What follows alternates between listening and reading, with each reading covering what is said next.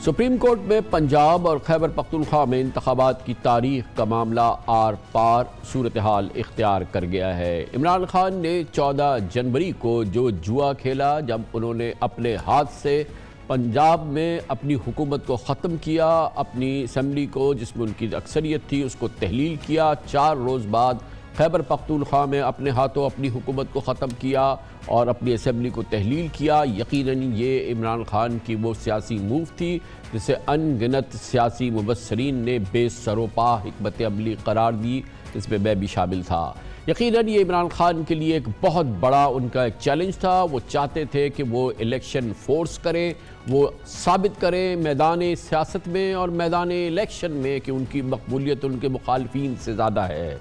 उनका मुखालफाना निज़ाम उनकी मकबूलियत का सामना नहीं कर सकता। उसका एक ही ज़रिया था कि वो इलेक्शन में उतरें, और वो इलेक्शन में उतरने के लिए उन्होंने अपने हाथों अपनी 2 हुकूमतें ख़त्म की, असम्बली तहलील की, आइन की मुताल्लिक़ा शिकों पर ईमान और एतमाद रखते हुए कि ये मजबूर कर देंगी इस निज़ाम को कि वो इलेक्शन में उतरे, और अगर इलेक्शन में ये होंगे और इलेक्शन होंगे तो वो अपने मुखालफीन को रोंद के रख देंगे। उसकी बड़ी वजह एक जानिब अपनी हुकूमत से अलहदगी के बाद उनकी तेज़ी से बढ़ती हुई सियासी मकबूलियत थी, और दूसरी जानिब उनके मुखालफीन ख़ास तौर पर PDM में शामिल जमातों की बढ़ती हुई गैर मकबूलियत, जो हर गुज़रते दिन में उनके लिए एक मुसीबत का सामान बनती जा रही है। पाकिस्तान की मौजूदा महंगाई, पाकिस्तान की मौजूदा माशी अबतरी, पाकिस्तान की मौजूदा कारोबारी तबाही, यकीनन ये किसी सूरत में भी किसी हुकूमत के लिए इलेक्शन जीतने का सामान नहीं हो सकती।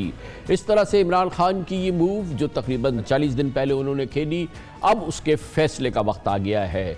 कल इसका फैसला होगा। सुप्रीम कोर्ट ऑफ पाकिस्तान फैसला देगी कि क्या अब इलेक्शंस होने हैं, और हुकूमत की कोशिश जिसको कि उन्होंने छुपाया नहीं है, बरमिला कोशिश, पूरी कोशिश, सर तोड़ कोशिश, हुकूमत में शामिल नून लीग की सर तोड़ कोशिश कि इलेक्शन किसी सूरत में पंजाब और KP में ना हो, क्या वो कोशिश कामयाब होती है या इमरान खान का मुकाबला उनको करना पड़ेगा, मैदान इलेक्शन में उतरना पड़ेगा, और कब? यकीनन इसके लिए बहुत अरसा नहीं है। ये हर हालत में ये इलेक्शन अप्रैल में होंगे अगर सुप्रीम कोर्ट ऑफ पाकिस्तान ने इस अंदाज का फैसला दिया पंजाब और KP दोनों में। ये एक बहुत ही इम्पॉर्टेंट घड़ी है पाकिस्तान की सियासत की, क्योंकि ये इलेक्शन का साल है और उसके बाद हद से हद अक्टूबर 2023 यानी इसी साल इलेक्शन होंगे, और फिर वो हुकूमत जो कि इसी इक़्तिदार में मौजूद होगी विफाक में, इस किस्म की माशी सूरत हाल, और दूसरी जानिब अगर पंजाब और KP के इलेक्शन होते हैं और अगर वो इलेक्शन इमरान खान जीतते हैं, वहाँ पे PTI की हुकूमतें,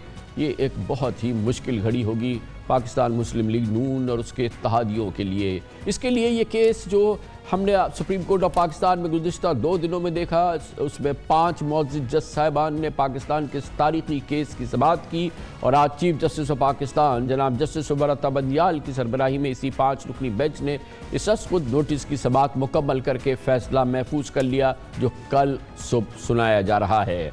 अदालत उज़्मा का फैसला कुछ भी हो, लेकिन आइन के तहत ये उसूल एक वाज़ेह और अटल हकीकत है कि 90 दिन में इलेक्शन होने हैं। आज खुद नोटिस केस की 4थी समाअत के दौरान भी चीफ जस्टिस ऑफ पाकिस्तान जनाब जस्टिस उमर बंदियाल ने रिमार्क दिए, अदालत आइन को दोबारा तहरीर नहीं कर सकती। 90 रोज़ में इलेक्शन कराना आइन की रूह है। ये यकीनन एक इतनी इम्पॉर्टेंट दलील है कि अटॉर्नी जनरल ऑफ पाकिस्तान जो कि हुकूमत की तर्जुमानी कर रहे हैं जनाब शहजाद अता इलाही ने इसकी तायीद करने के अलावा उनके पास कोई चारा नहीं था। उन्होंने कहा इलेक्शन 90 रोज़ में ही होने चाहिए, 90 रोज़ से आगे नहीं लेकर जाने चाहिए। यकीनन अटॉर्नी जनरल साहब को अच्छी तरह से पता होगा कि उनकी हुकूमत के वज़रा बाकायदा वजारतें बाकायदा तहरीरी तौर पर इलेक्शन ना करवाने की अपनी जो एफर्ट्स हैं उसको लॉन्च कर चुकी है, उसके लिए तहरीरी मवाद पेश कर चुकी है और हाथ उठा चुकी है कि वो इलेक्शन नहीं करा सकते। मगर बहरहाल अटॉर्नी जनरल साहब ने आज ये बात की, लेकिन सदर ममलिकत इलेक्शन की तारीख सिर्फ कौमी असम्बली तैलीन होने पर दे सकते हैं, ये दलील दी अटॉर्नी जनरल ने। इस पर जस्टिस मोहम्मद अली मजहर ने रिमार्क दिए कि जहाँ सवाबदीदी इख्तियार हो वहाँ किसी एडवाइस की ज़रूरत नहीं। जस्टिस जमाल खान मंदोखेल ने नुक्ता उठाया कि आर्टिकल 48 कहता है कि सदर का हर अमल और हर इक़दाम हुकूमत की सिफारिश पर होगा। चीफ जस्टिस उमर बंदियाल ने रिमार्क दिए कि सदर की सवाबदीदी और एडवाइस पर इस्तेमाल करने वाले इख्तियारात में फ़र्क है।